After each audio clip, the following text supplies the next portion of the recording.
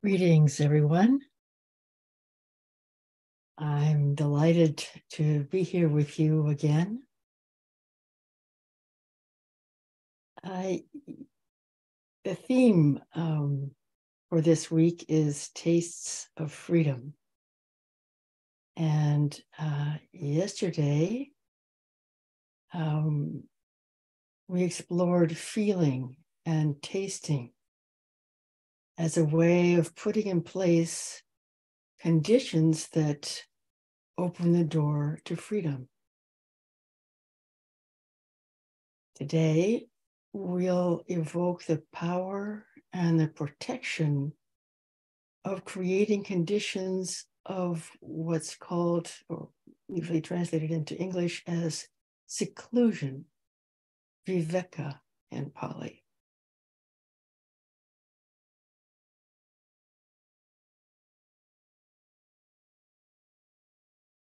Yesterday, when we were talking about the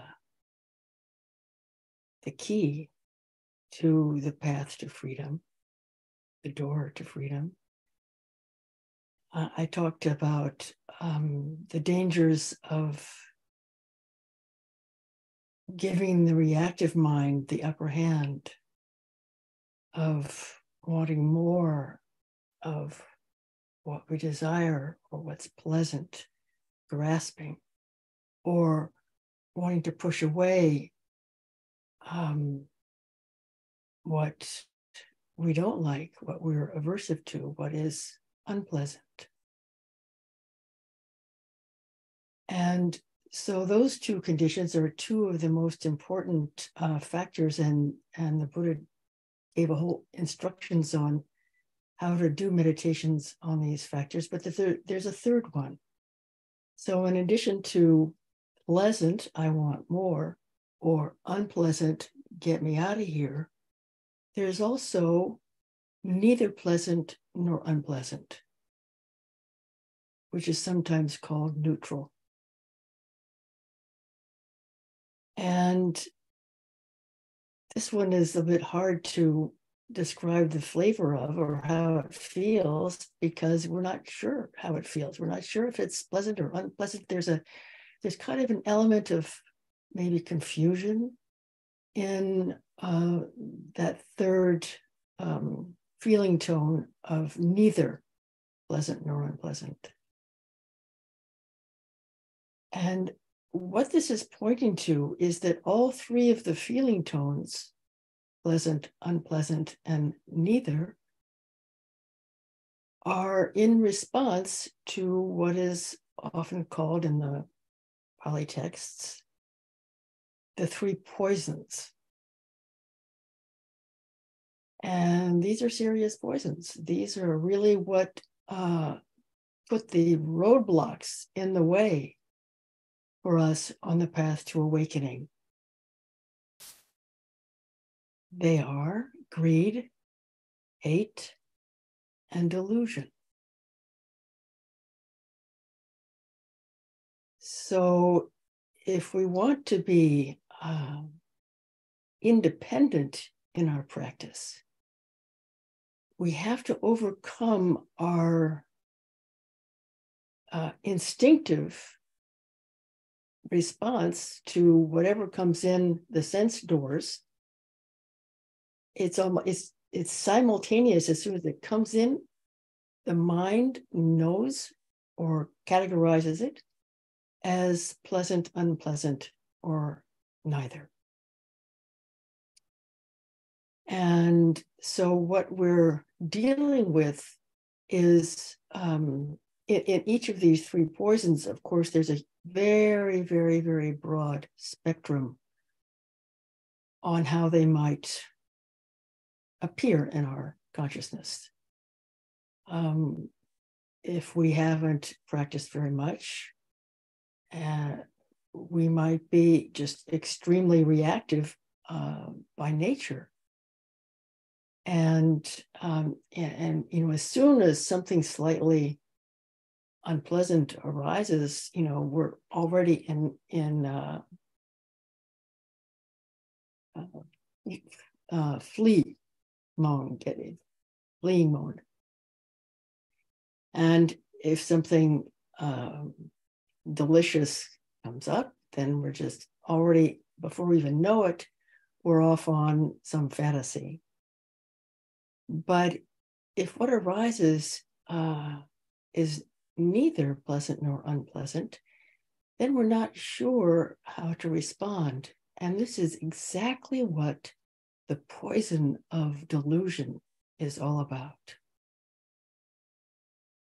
That we don't know what is wholesome and unwholesome. We haven't learned to discern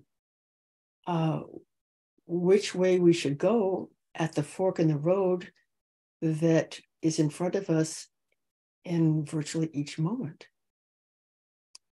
So a lot of this path is about cultivating our capacity or discerning the wholesome and the unwholesome so that we know which way to go when something like greed or hatred comes up.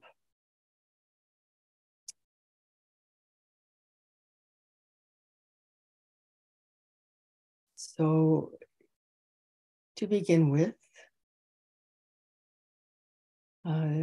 take your meditation posture and then feel the connection of the body with whatever you're sitting on or lying on or standing on. And then let your roots go deep down into the earth, giving you a sense of stability.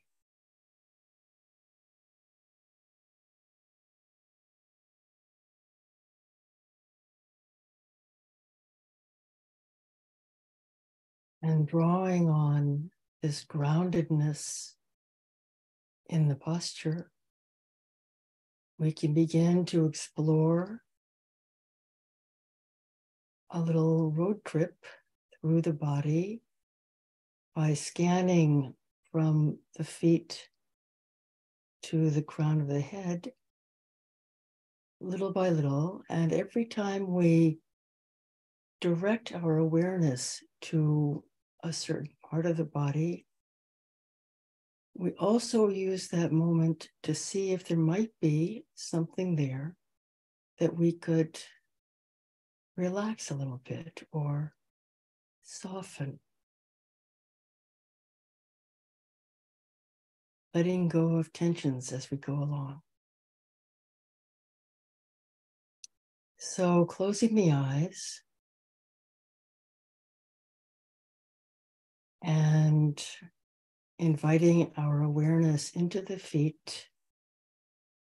Is there something there that we can let go of a little bit?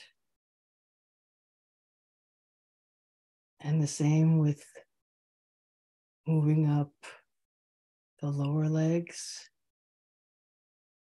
the upper legs, and the hips, the basin, the pelvis, the connection of the pelvis with our support and with the earth.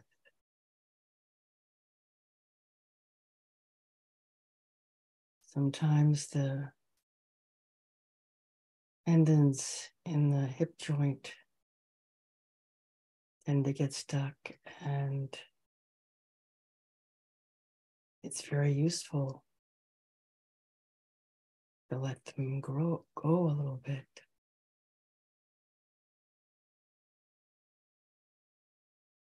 And then bringing the awareness to the belly. In Zen, it's called the hara.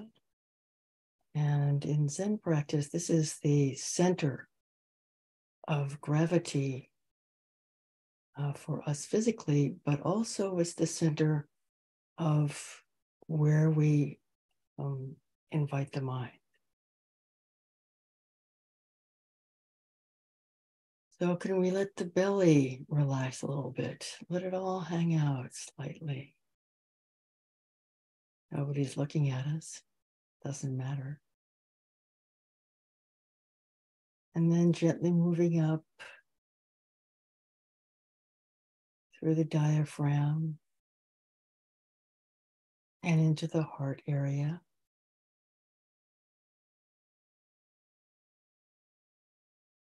How does it feel in there, in your heart center?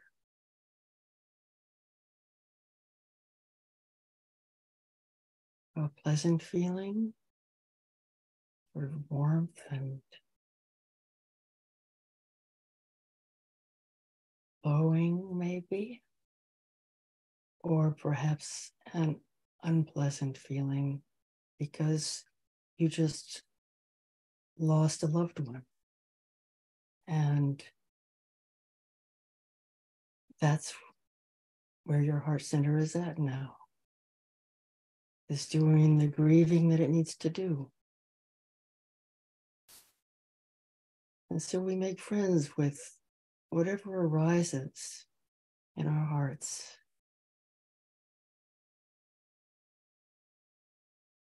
Not needing to push anything away in order to be able to meditate.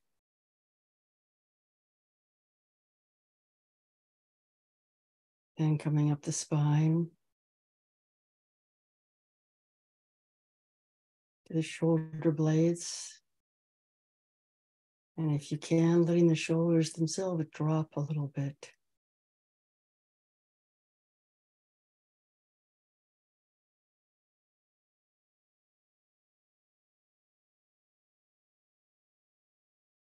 Inviting awareness into the upper arms, the elbows, lower arms, wrists, hands, and fingers. Softening as we go. Releasing as we go.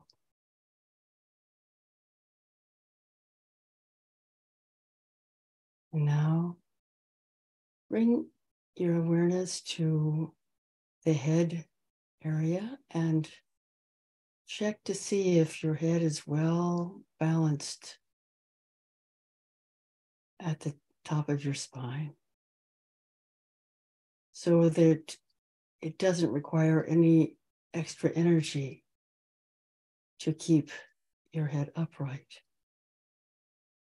It does require some wakefulness, but there's no physical constraint in having an erect posture with the head aligned with the heart and the belly and the earth.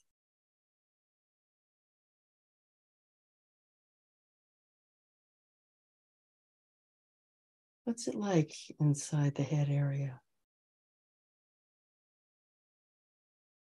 What's it like in the thinking muscle? Is it active? Is it producing stories or living in the past or living in the future? And if so, the invitation is to say to that mind that loves stories and distractions, say, okay, I see you, but not now. Now I'm going to stay with the breath.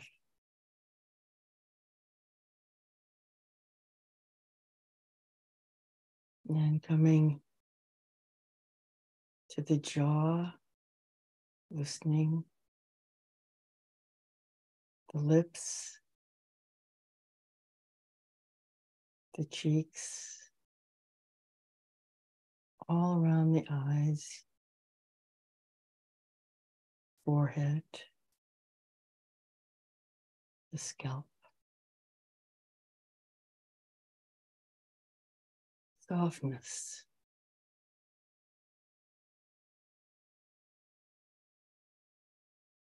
To the extent possible. And if you find tensions in the body, by all means, don't berate yourself for that, because that will only make things worse. So if something is really tight and you can't seem to do anything about it, then be friends with that. Practice with that.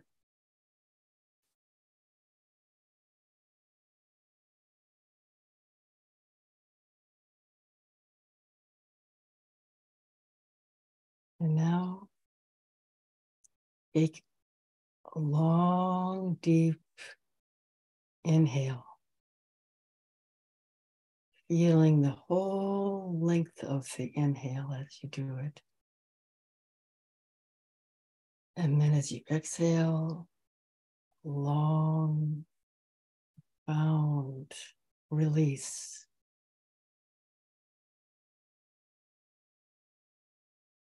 And now all we have to do is stay with the cycle of the breath. Simple, right? Yeah, simple, but not so easy. So when the mind wanders off, as minds tend to do, then we try to catch that before we've been in some kind of a fantasy for 10 minutes, or we've been in some sort of recrimination about the past that's gone on, and it's not the first time we've been through this particular screenplay. We just say, no, thank you.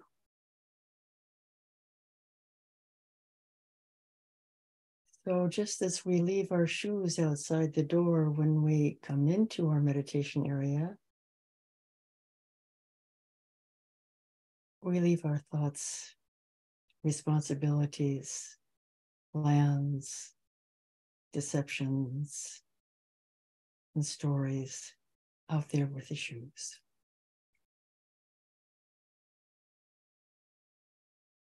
And to the extent we can, we stay with the cycle of the breath. Fully present for the inhale.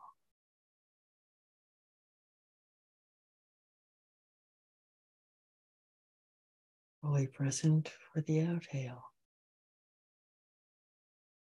And for those little spaces in between.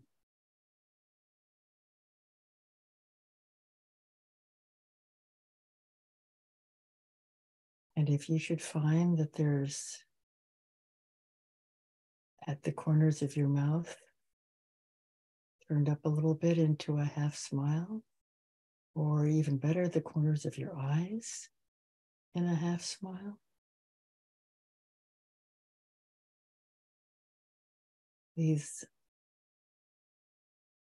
use that as an entry into a pleasant feeling for your meditation. That's really not only permitted, but encouraged.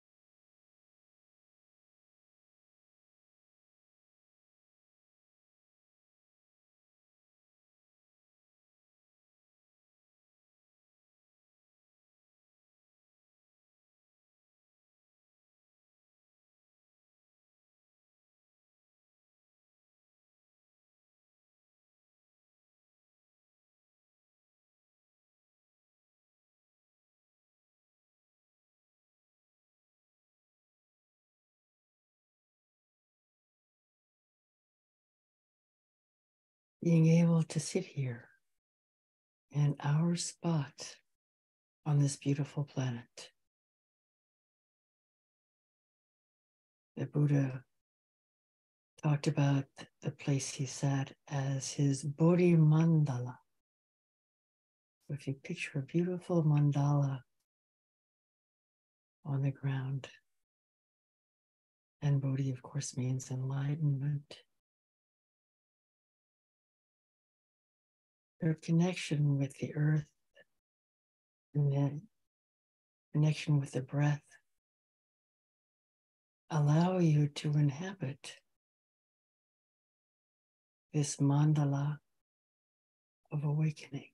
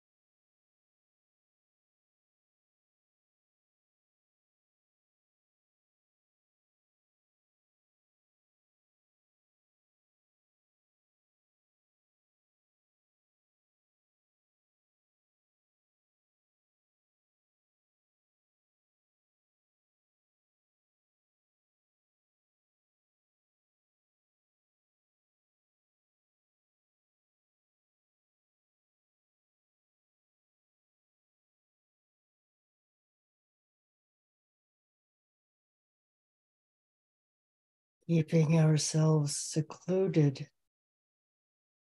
from the three poisons of greed, hate, and delusion. Secluded from reactivity to our experience. We can be protected by this seclusion and nurtured in a way that opens the doors for putting in place the conditions that lead to awakening.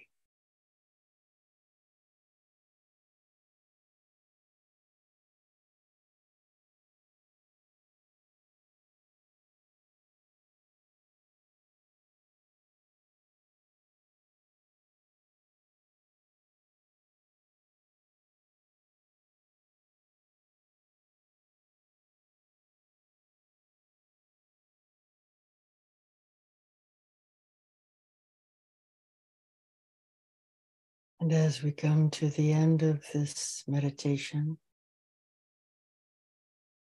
let's take a few moments to open our hearts to all beings everywhere, many of whom are suffering.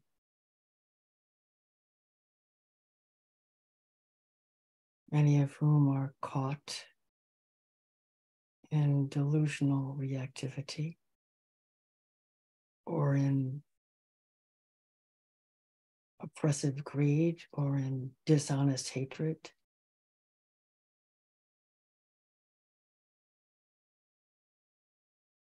And let us offer the benefits of our practice in all directions. May all beings be safe and feeling that sense of safety. May all beings be contented.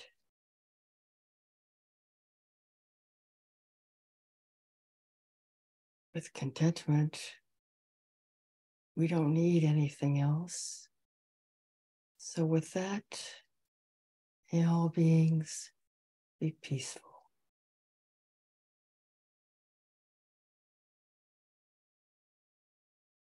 And may all beings everywhere be free.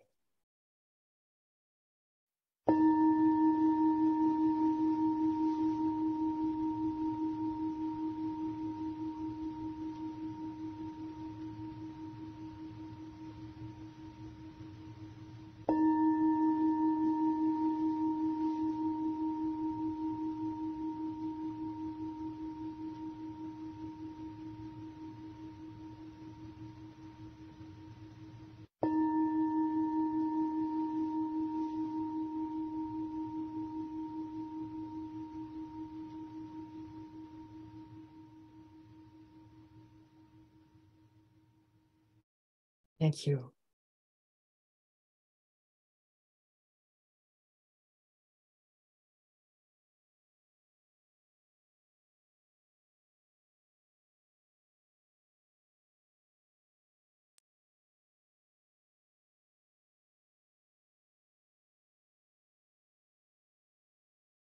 Greetings, everyone. It's lovely to be here with you again. And I'd like to just let you know that I'm not able to see your comments in the chat on YouTube or in Zoom, but they're very welcome indeed, and I will be able to see them after finishing the teaching.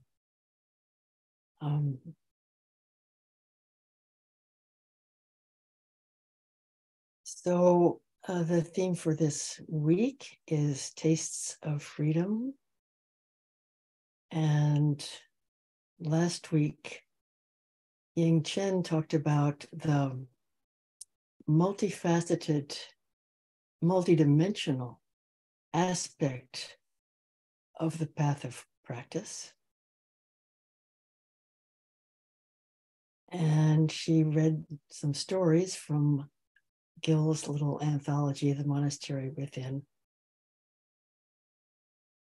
And of course, the Monastery Within is a metaphor, and it's a metaphor for our practice, and that the seat of our practice is inside. We don't have to go to some monastery off in the mountains to know seclusion, to be protected. We have everything we need to awaken right here in this body and mind. So that's quite amazing. And the theme for this week is tastes of freedom. So as I've shared before, the path to freedom is your path. There's no carbon copy. You can, of course, see from people you admire how you like to practice. That doesn't mean you can do it. I met Shunryu Suzuki Roshi when I was only 21 years old and a very troubled young girl. And yet it was abundantly clear that he incarnated awakening. And so that's kind of a mystery, how does that happen?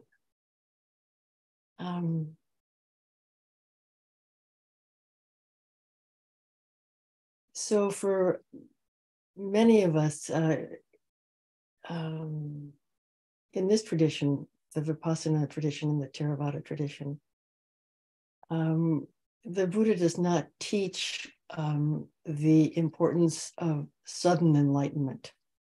Sometimes his in-person disciples, monks and nuns and laymen and women, did wake up quickly when they heard him speak or when he was giving them an instruction specifically for them. But, most of us in the last 2,600 years, we actually have to figure it out for ourselves. And it's a gradual path. And so this gradual path also means gradual awakening, which is why even before we become enlightened and are free from suffering, free from greed, hate, and delusion, totally free from that. That's usually for most of us at the end of a very long, dedicated practice. But even at a very early stage, when we're just beginning, it's possible to have tastes of this freedom. And that's what I'm trying to share with you this week through these teachings. So in the theme of tastes of freedom, yesterday we explored feeling and tasting as a way of putting in place the conditions that open the door to freedom. And this requires very, very, very dedicated mindfulness. So as you may know, in the Factors of Awakening, the very first one is mindfulness, or perhaps better translated as awareness. So on the whole path, as we walk it, where we place our awareness is going to determine how we find our way. So you may have heard the story of Ajahn Chah, who somebody said, he's walking along and there's people in front who are about to, there were deep ditches on each side, and one person was just about to fall into the ditch on the right, and he'd say, go to the left, go to the left. And then somebody else was about to fall into the ditch on the left, and he'd say, go to the right, go to the right. So there's not an answer to how we walk this path that is not contingent upon where we are and what our mindset is. So it's really a big job for us to get to know ourselves. And I think also to befriend ourselves. You know, if you're trying to train a young puppy, and it's an adorable puppy, all puppies are adorable. If you yell at your puppy and scold them severely and kick them and just, severe training, they're going to grow up to be an unhappy and maybe vicious dog. On the other hand, if you give your puppy rewards instead of beating them or kicking them or yelling at them, then you'll end up with a dog that enjoys being in your presence and will do anything you ask because they're so happy to be with you. So, we need to train our minds the way a skilled dog trainer would train a puppy. So vinegar doesn't work, but sweetness is a pretty good strategy. And in the vast Pali Canon, there is, from everything that scholars have analyzed, there is one meditation practice that most scholars are very confident that the Buddha actually practiced himself. And that is mindfulness of breathing, anapanasati. And also when the Buddha describes his awakening and coming out of that, he describes anapanasati. He describes mindfulness of breathing. And so this is a practice that's not appropriate for everybody in the world. If someone has nearly drowned or nearly suffocated to death, they might be too scared of the breath to want to go there, of not having enough breath. So it's not 100% pertinent for all practitioners, awareness of the breathing. But it is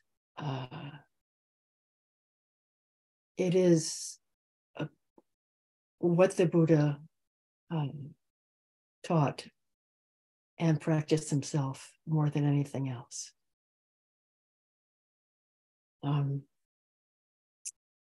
So if we read the Anapanasati Sutta, which is Majjhima 118, it begins, and I'll read it to you. It's from my own translation. What the Buddha says before he even starts to give instructions. So in the prologue, there's a beautiful description of the setting and the monks all being and nuns being ready for these teachings. And then when he's beginning to give his instructions, this is what we need to pay attention to. He says, here, a practitioner gone to the forest, so far from noisy villages, to the base of a tree, or to some place empty, sits down in their meditation posture, placing the body straight, having established mindfulness, awareness in front as the first priority. So we could do a whole 2-week retreat just on this one instruction at the beginning of the Anapanasati Sutta. But it's very profound. And so before we even sit down, we're cultivating emptiness. We're looking for seclusion from distractions. We're going to some remote place. And when our mindfulness is perfectly in place and well established, then we know we are sitting on our Bodhi Mandala. Even the word forest in Pali, Aranya, the literal meaning, so it is remoteness. So I think that all these instructions have a lot to do with their metaphoric meaning. That yes, it's good to go out in the middle of the forest, but even more important, it's crucial to be secluded from our distractions. And so we wrap ourselves in this cozy cloak or shawl of seclusion, viveka. And that's that ability to stay without jumping off in the thought train this way or going back into the past that way or planning or thinking about lunch or whatever. We stay and we stay and we stay. And that quality of seclusion, even if it's just very brief, is one of the keys to freedom. So I'll stop there. And if you'd like a little assignment for the next 24 hours, you might try to keep track of what takes you off on tangents. And then also taste the flavor of your experience as you come back to being in the present moment with whatever you're doing, whether it's washing your face or cutting the carrots or sitting meditation. So thank you very much. And we will now migrate to the Zoom room for any questions you may have. Thank you for being here. Hey, if anyone has any questions for Meg, you can go ahead and raise your hand in Zoom and we'll kind of call on you in order.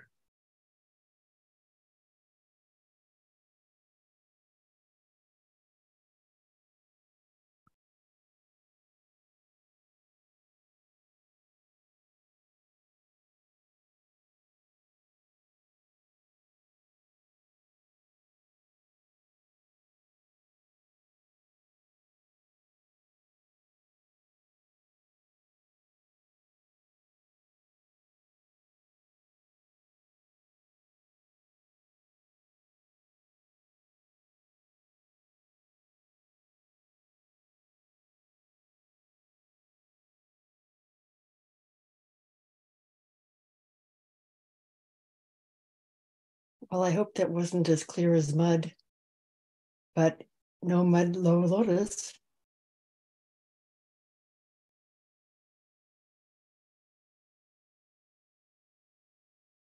Either that or it was so clear that no one has any questions about it. So.